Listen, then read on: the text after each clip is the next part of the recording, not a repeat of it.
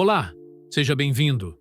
Hoje você vai conhecer 7 hábitos estoicos e energéticos que podem mudar completamente sua vida em apenas 8 semanas. Esses ensinamentos não são autoajuda barata.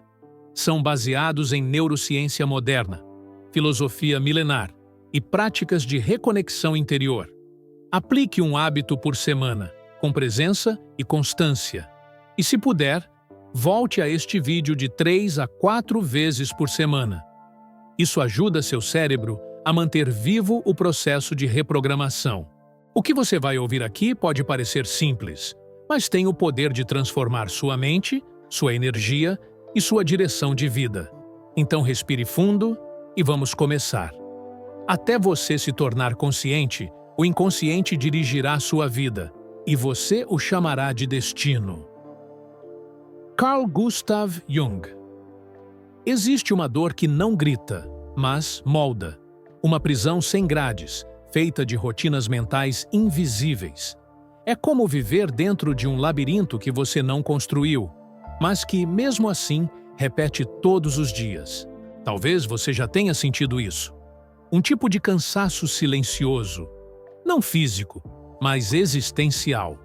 Como se sua alma soubesse que algo está fora de lugar, mas não soubesse exatamente o quê. Esse vídeo é para você que vive em conflito com a própria mente, que se pega dizendo: por que eu sou sempre assim? Por que eu repito os mesmos erros, mesmo sabendo que eles me ferem? A verdade é brutal. Nós não temos hábitos. Nós somos habitados por eles. Carl Jung nos ensinou que muito da nossa mente é território desconhecido.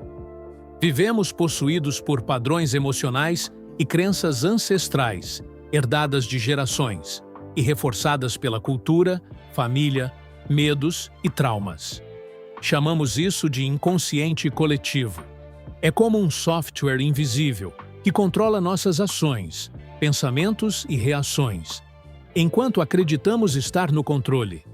O cérebro, segundo estudos em neurociência, opera com base na repetição. Ele prefere o conhecido, ainda que doloroso, ao novo que pode nos libertar. Há um ciclo neurológico de repetição que associa familiaridade com segurança, mesmo que o preço disso seja nossa liberdade interior. Por isso, mudar parece tão difícil. Mas aqui está uma revelação essencial. A mudança real não exige força. Ela exige presença. O desejo por um recomeço vive dentro de todos nós. Mesmo que não saibamos por onde começar, mesmo que a bagagem pareça pesada demais. Essa vontade de virar uma página não é fraqueza, é a voz da sua alma chamando você de volta para casa. A transformação começa quando você percebe que não precisa se tornar outra pessoa. Você precisa apenas se libertar do que não é você. Durante os próximos minutos, vamos explorar 7 hábitos estoicos e energéticos que reprogramam sua mente em 8 semanas, dissolvem padrões invisíveis e devolvem a você algo que ninguém deveria perder: o poder de decidir quem deseja ser. De novo, isso não é autoajuda barata. É neurociência, é filosofia milenar, é espiritualidade ancorada na prática. Se esse tema ressoou com você, curta o vídeo agora. Isso ajuda o YouTube a entregar esse conteúdo para mais pessoas. E comente aqui embaixo: estou pronto para sair do que sempre fui. Porque é assim que começa. Não com uma revolução, mas com um sussurro interno dizendo: chega. Hábito 1. O silêncio estratégico. Não são as coisas que nos perturbam, mas a opinião que temos sobre elas. Epicteto. O primeiro passo para se libertar de padrões mentais não é fazer algo novo, é parar de repetir o velho. O primeiro hábito não é ação, é contenção. A maioria de nós vive num estado constante de reatividade. Recebemos uma mensagem e já respondemos. Alguém nos confronta e já contra-atacamos. Sentimos um desconforto e já buscamos distração. Tudo em nós se tornou impulso. Mas aqui vai uma verdade transformadora. A pausa é uma forma de poder. O silêncio, quando consciente, não é omissão, é estratégia. Quando você escolhe não reagir, está quebrando a cadeia automática de estímulo e resposta que molda sua mente desde a infância. Segundo a neurociência, existe um conceito chamado neuroplasticidade sináptica, que afirma que nossos hábitos são circuitos reforçados no cérebro. Toda vez que você repete uma reação automática, você fortalece essa trilha. Mas, quando você silencia, ainda que por segundos, você cria um novo espaço neural. Esse espaço é onde mora a liberdade. Lao Tse dizia: aquele que domina os outros é forte, aquele que domina a si mesmo é poderoso. Quando você não responde no automático, você ativa o córtex pré-frontal, região ligada à reflexão, sabedoria, tomada de decisões conscientes. Em contraste, o sistema límbico, ligado à emoção bruta, à raiva e ao medo, perde a força. É como trocar o piloto automático pelo comando manual. O estoicismo nos ensina a praticar o não julgamento imediato. Epicteto afirmava que não devemos nos preocupar com o que acontece, mas sim com o julgamento que fazemos sobre o que acontece. É aí que tudo começa a mudar. Uma prática simples, mas profundamente eficaz, é o espaço dos 3 segundos.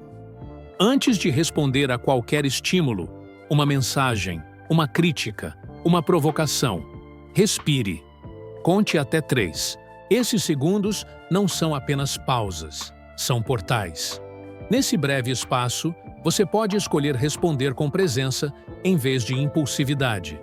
Pode redirecionar a energia da raiva para o autocontrole. Pode transformar o hábito de explodir no hábito de observar. Carl Jung dizia que tudo o que irrita nos outros pode nos levar à compreensão de nós mesmos. O silêncio nos ensina a escutar o que o outro não disse e o que nós próprios estamos evitando sentir. Comece aos poucos. Escolha um momento por dia para praticar o silêncio deliberado. Ao acordar, ao ser contrariado, ao estar ansioso. Treine o músculo da espera. Porque quanto mais você pratica o não reagir, mais forte se torna a sua capacidade de decidir. E decidir é o primeiro ato de liberdade. Se esse hábito fez sentido para você, deixe seu like agora. O que te define não é o que você sente, é o que você escolhe fazer com o que sente. Hábito 2. A consciência do corpo sutil. O corpo fala aquilo que a mente silencia. Carl Jung. Vivemos num mundo que nos ensinou a ignorar o corpo, a tratá-lo como um veículo que só precisa funcionar. Mas quando o corpo é reduzido à máquina, a alma perde o lar.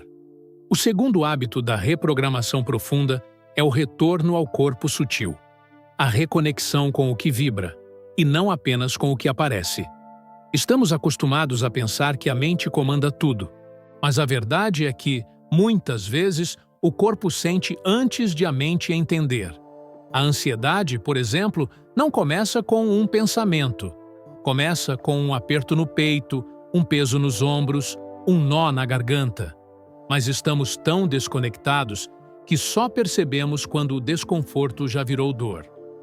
Joe Dispenza afirma que toda emoção gera uma assinatura eletromagnética no corpo. Se você sente raiva, medo, culpa, isso se armazena fisicamente, como tensão, inflamação, cansaço. Se você sente paz, gratidão ou amor, isso se manifesta como expansão, leveza, alinhamento. Por isso, um hábito poderoso é o da consciência corporal diária. Todos os dias, ao acordar ou antes de dormir, feche os olhos e escaneie seu corpo mentalmente. Comece pelos pés, suba pelas pernas, barriga, peito, ombros, rosto. Pergunte a si mesmo: onde estou tenso? Onde não estou respirando bem? Que emoção está escondida aqui? Esse exercício simples revela bloqueios vibracionais que você nem sabia que carregava. Às vezes, um medo antigo mora no estômago há anos. Ou uma mágoa nunca digerida se aloja nos ombros como peso invisível. A filosofia oriental chama isso de desalinhamento energético. Lao Tse, no Tao Te Ching, diz: quem vive em desacordo com sua energia se destrói sem perceber. Nosso corpo carrega a vibração daquilo que vivemos, mas também daquilo que evitamos viver. Por isso, é essencial mover o corpo com intenção. Não apenas fazer exercícios mecânicos, mas caminhar em silêncio, dançar, respirar com presença. Cada movimento pode ser um ato de purificação energética. Lembre-se, a ansiedade, muitas vezes, é um acúmulo vibracional. É como se o corpo estivesse tentando excretar uma carga emocional que a mente não soube processar. Você não está doente. Você está sobrecarregado. Para reprogramar a mente, é preciso liberar o corpo. E isso começa pela escuta interna. Não apenas sentir, mas traduzir o que se sente. Esse hábito muda sua relação com tudo, com o alimento, com as pessoas, com o ambiente. Você passa a discernir o que eleva e o que intoxica, mesmo que não entenda o porquê. Porque o corpo sutil sabe. Porque quando você reconecta com seu corpo, você volta para casa. E em casa, você começa a se curar. Hábito 3. O pensamento reverso. A maior prisão que podemos habitar é a ideia fixa de quem acreditamos ser. Carl Jung. Quantas vezes você já disse a si mesmo: eu sou assim mesmo? Não adianta, sempre fui desse jeito. Já tentei mudar, mas não consigo. Essas frases parecem inofensivas, mas elas são feitiços mentais. Sentenças que você repete até que virem sentença de vida. O terceiro hábito da reprogramação é o pensamento reverso, uma técnica poderosa para desconstruir identidades mentais que te limitam. Você não nasceu impaciente. Você não nasceu inseguro. Você não nasceu autossabotador. Esses padrões foram aprendidos, reforçados e normalizados. E o que foi aprendido pode ser desaprendido. Aristóteles dizia que o hábito não nasce do pensamento, mas da prática intencional repetida. Ou seja, não basta pensar diferente. É preciso agir como se já fosse quem você deseja se tornar, até que o cérebro aceite isso como novo normal. Aqui entra a técnica do contrário simbólico. Diante de uma reação automática, como se calar, evitar, se culpar, se comparar, você visualiza e executa a versão oposta. Se você costuma fugir, você se aproxima. Se costuma se diminuir, você afirma presença. Se costuma criticar, você silencia e observa. O cérebro odeia incoerência interna. Esse desconforto é o que os neurocientistas chamam de dissonância cognitiva. Se você começa a agir diferente do que acredita ser, o cérebro precisa escolher. Ou muda o comportamento, ou reconstrói a identidade. E é aí que começa a mágica da reprogramação. Um exercício simples e poderoso é o diário reverso. Todos os dias, registre uma atitude automática que você percebeu. Como você reagiria se fosse o oposto do seu padrão? Qual emoção foi mais forte nesse contraste? Esse processo, feito com honestidade, revela não só o que você está repetindo, mas o que está pronto para ser encerrado. Epicteto dizia: nenhum homem é livre, se não é senhor de si mesmo. E ser senhor de si começa por questionar o eu que você acredita ser. Joe Dispenza reforça que o cérebro não distingue entre o que você visualiza intensamente e o que realmente vive. Por isso, ao imaginar repetidamente uma versão elevada de si, você começa a acostumar o corpo e a mente a uma nova frequência de identidade. O pensamento reverso não é sobre se forçar a mudar. É sobre se libertar da rigidez de quem sempre acreditou ser. É começar a agir como quem você ainda não é, para um dia lembrar que sempre foi. Porque às vezes, a versão mais real de você está do outro lado de um pensamento contrário. Hábito 4. A higienização vibracional. Assim como a água reflete o céu limpo, sua mente reflete o ambiente em que ela vive. Lao Tse. Imagine tentar meditar dentro de um mercado barulhento, ou escrever poesia no meio do trânsito, ou curar um coração ferido dentro de um lugar que carrega as mesmas dores. Parece impossível, certo? Pois é exatamente isso que muitas pessoas tentam fazer ao buscar paz mental, sem antes limpar o campo onde vivem. A verdade é simples. Você não vai conseguir reprogramar sua mente dentro de um ambiente vibracionalmente sujo. Esse é o quarto hábito, a higienização vibracional. Limpar não só o ambiente físico, mas também o campo emocional, energético e relacional que te cerca. Joe Dispenza explica que tudo no universo emite uma frequência. Pensamentos, palavras, objetos, lugares, tudo vibra. E você, consciente ou não, está o tempo todo absorvendo essa vibração. Por isso, quando você entra num lugar e sente um mal-estar sem explicação, ou quando sai de uma conversa drenado, seu corpo está te dizendo: algo aqui está pesado demais. Comece com a técnica dos 3 círculos. 1. Círculo interno. Emoções. Quais emoções você mais cultiva? Ressentimento, crítica, autopiedade, ou compaixão, clareza, gratidão. 2. Círculo relacional. Pessoas. Quem está à sua volta? São pessoas que elevam ou drenam sua energia. 3. Círculo ambiental.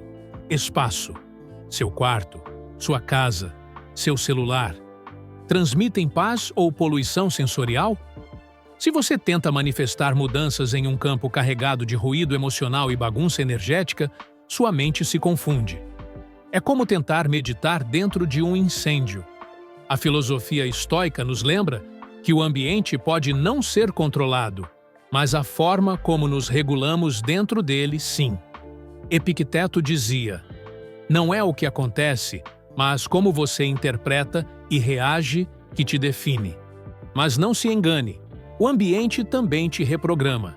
Pessoas com hábitos negativos, excesso de telas, ruídos constantes, ambientes desorganizados, tudo isso contribui para o que os neurocientistas chamam de entropia mental, um colapso da clareza interna, uma confusão emocional que drena sua vontade. Viktor Frankl ensinava que mesmo em meio ao caos, é possível encontrar significado. Mas para isso, precisamos de espaço interno. E espaço só nasce quando há limpeza. Um ritual poderoso é o da reconexão com o ritmo natural. Desligue telas por 30 minutos. Abra janelas. Limpe um cômodo com intenção. Ande descalço. Respire fundo. Escute o som da água. Leia um trecho do Tao Te Ching. Não porque isso é espiritual, mas porque isso é real.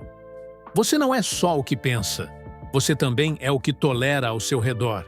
Se esse hábito despertou algo em você, curta o vídeo e comente abaixo. Estou limpando o que me prende. A alma precisa de espaço para florescer. E o espaço nasce do que você decide remover. Hábito 5. A microdisciplina silenciosa. A liberdade é sempre possível, mesmo no mais estreito dos espaços, se você tiver uma razão para continuar. Viktor Frankl nos ensinaram que transformação vem de grandes saltos, mudanças radicais, promessas de ano novo, decisões impulsivas. Mas o cérebro humano não muda com explosões. Ele muda com ritmo. O quinto hábito é o da microdisciplina silenciosa. O tipo de disciplina que não faz barulho, não posta resultado, não impressiona ninguém, mas constrói você por dentro. Nosso erro comum é esperar a motivação chegar. Mas motivação é instável, é emocional. Ela vem e vai como o clima. O que transforma mesmo é o que você repete, mesmo quando não sente vontade. Joe Dispenza comprova que a repetição coerente de pequenos hábitos ativa a neuroplasticidade cerebral. Quando você realiza um ato simples com presença, como levantar cedo, beber água ao acordar, arrumar a cama, caminhar por 5 minutos, você envia ao cérebro uma mensagem silenciosa, porém poderosa. Eu sou alguém em quem posso confiar. E quando você confia em si, a mudança deixa de ser um esforço. e passa a ser uma expressão. Aristóteles já dizia: somos aquilo que repetidamente fazemos. Excelência, então, não é um ato, é um hábito. Comece com o que cabe dentro de 5 minutos. Essa técnica, validada por neurocientistas como Schultz et al., mostra que pequenas ações previsíveis regulam a dopamina, o hormônio da motivação. Você não precisa correr 10 quilômetros. Você precisa calçar o tênis todo dia. Microdisciplina é quando você senta por 3 minutos para respirar. Mesmo quando o mundo está um caos. É quando você escreve uma linha do seu diário, mesmo sem inspiração. É quando você resiste ao velho impulso por apenas um momento. Sêneca nos lembra que nenhum vento é favorável para quem não sabe para onde vai. Mas se você caminha um passo por dia, na direção certa, todo vento te impulsiona. A microdisciplina também é um ato de dignidade interior. Ela cura a autoestima de forma silenciosa, porque você deixa de esperar ser validado e passa a se validar por ser constante. E o mais bonito, ela não exige talento, nem dinheiro, nem status. Só exige uma decisão repetida: continuar. Viktor Frankl, que sobreviveu a um campo de concentração, disse que o que salvava os homens não era a força física, mas a força de propósito nos pequenos atos do cotidiano. Lavar uma roupa, escrever um diário, cuidar de uma planta. Tudo isso pode ser cura, se feito com presença. Porque a grande mudança não começa com um grito. Começa com o sussurro da constância. Hábito 6. A imaginação programada. Tudo o que vemos foi antes imaginado. E Platão? O que você vê quando fecha os olhos? Um futuro possível ou a repetição do que já conhece?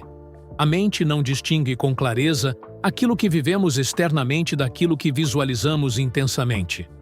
É por isso que o 6º hábito é tão poderoso. Programar a imaginação para gerar a experiência antes que ela aconteça. Joe Dispenza mostra, com estudos de ressonância magnética, que quando você visualiza com emoção e intenção, o cérebro ativa as mesmas áreas que seriam ativadas caso aquilo estivesse realmente acontecendo. Ou seja, você está treinando o seu sistema nervoso para um futuro que ainda não viveu. Mas aqui está o segredo. Não basta sonhar, é preciso sentir. A maioria das pessoas visualiza conquistas com o sentimento de escassez.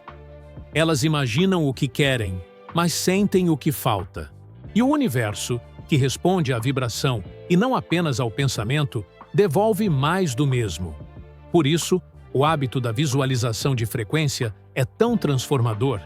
Você não apenas visualiza uma cena futura, você encarna a sensação que essa cena traria. Quer paz? Sinta-a agora. Quer amor?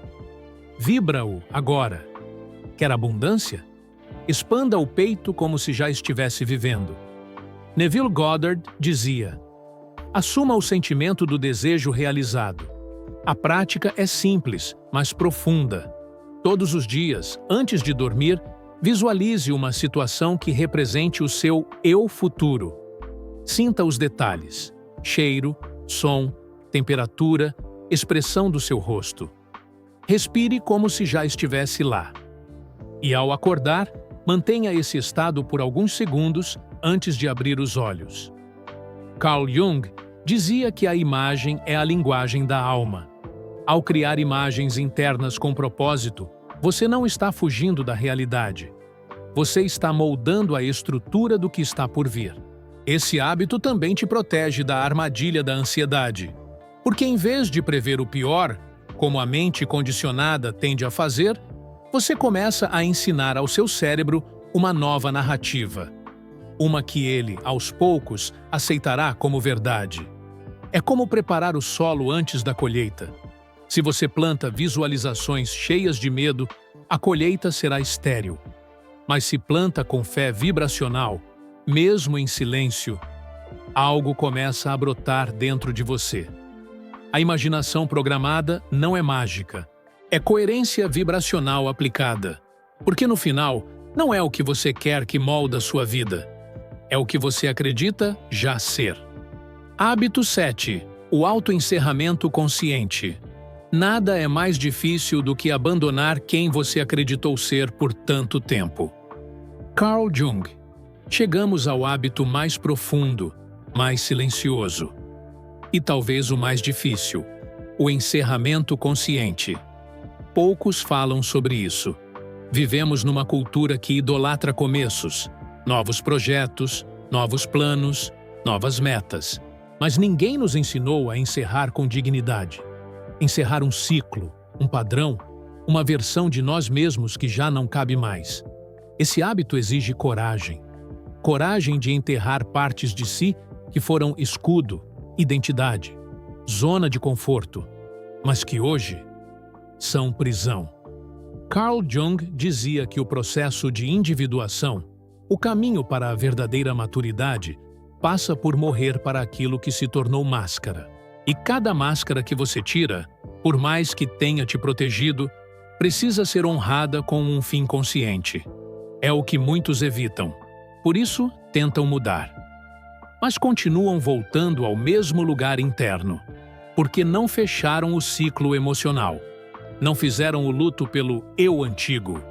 Joseph Campbell, ao falar sobre a jornada do herói, dizia que todo renascimento verdadeiro exige um momento de morte simbólica. É o mergulho na escuridão interior. É olhar para tudo que você foi e dizer: obrigado por ter me trazido até aqui, mas agora eu preciso seguir. Sêneca já alertava. Não é a morte que devemos temer, mas viver sem ter deixado morrer aquilo que já não serve. Esse hábito pode ser praticado através de um ritual simples, mas potente. Escreva uma carta para a sua versão antiga. Use suas palavras. Seja honesto. Diga o que ela te ensinou, o que você perdoa, o que precisa liberar. E depois, queime, ou enterre, ou simplesmente feche os olhos e a visualize partindo, em paz. Esse ato é simbólico, mas o inconsciente entende, porque ele precisa de rituais para processar mudanças. Precisa de gestos que sinalizem: a partir daqui é outro caminho. Muitos falham na transformação, não por falta de esforço, mas por medo de se despedir. Mas aqui está a verdade. O novo só nasce quando o velho é enterrado com honra. Não com raiva, não com pressa, não com vergonha, mas com respeito. Clarice Lispector escreveu: até cortar os próprios defeitos pode ser perigoso. Nunca se sabe qual é o defeito que sustenta nosso edifício inteiro. Por isso, não se apresse. Mas também não permaneça onde sua alma já partiu. Autoencerramento consciente é reconhecer que não somos eternos na mesma forma, que a borboleta precisa abandonar o casulo e que não há renascimento sem uma pequena morte. Porque às vezes, o verdadeiro despertar é, primeiro, um adeus. Conclusão: enquanto perdemos tempo hesitando, a vida passa. Sêneca, você chegou até aqui, e se chegou, é porque dentro de você existe algo maior do que a dor. Existe a vontade de ser livre. Talvez você não tenha conseguido mudar tudo ainda, mas hoje você aprendeu que a verdadeira transformação não vem da força, vem da direção. Vamos lembrar juntos do que tocamos até aqui. Começamos com o silêncio. O poder de não reagir, de aprender a escutar antes de responder, como ensinou Epicteto. Porque é no intervalo entre o impulso e a escolha que sua liberdade começa. Depois, mergulhamos no corpo sutil e vimos com Joe Dispenza que não adianta pensar diferente se o corpo vibra igual. Você precisa sentir o que deseja viver. No terceiro hábito, desconstruímos as frases limitantes. Eu sou assim virou questionamento. Com Aristóteles, aprendemos que identidade é hábito praticado, não destino fixo. No quarto, limpamos o invisível. Reorganizamos nosso campo vibracional. Com Lao Tse e Frankl, entendemos que não adianta querer paz num campo de guerra. Na microdisciplina, redescobrimos a magia do pequeno. Sêneca e Viktor Frankl nos mostraram que o heroísmo mora nos atos banais. Lavar louça pode curar, se for feito com alma. Depois, entramos na imaginação. Aprendemos com Platão e Neville Goddard que o corpo acredita no que a mente visualiza com verdade. Então, antes de conquistar, sinta. E por fim, nos despedimos. Jung nos levou ao encerramento emocional. Por que não há recomeço onde o velho ainda ocupa espaço? E agora, estamos aqui, no fim do vídeo. Mas talvez, no começo da sua nova história. Você não precisa lembrar de tudo, só precisa lembrar de uma coisa. Você não está preso, está apenas repetindo. E repetir não é destino, é padrão. E padrões se quebram. Reprogramar a mente não é apagar quem você foi. É ensinar sua mente a servir o que sua alma deseja viver. A mente é treinável, mas sua essência, sua luz, sua centelha, essa é inegociável. Ela só estava esperando que você voltasse. Se esse vídeo falou com sua alma, curta agora. Compartilhe com quem precisa despertar. E escreva nos comentários: eu escolho a versão mais verdadeira de mim. E não esqueça, há outros vídeos aqui no canal esperando por você. Cada um é uma chave, uma janela, uma conversa silenciosa com sua consciência. Assista, se inscreva e permita-se continuar. Porque essa jornada está só começando.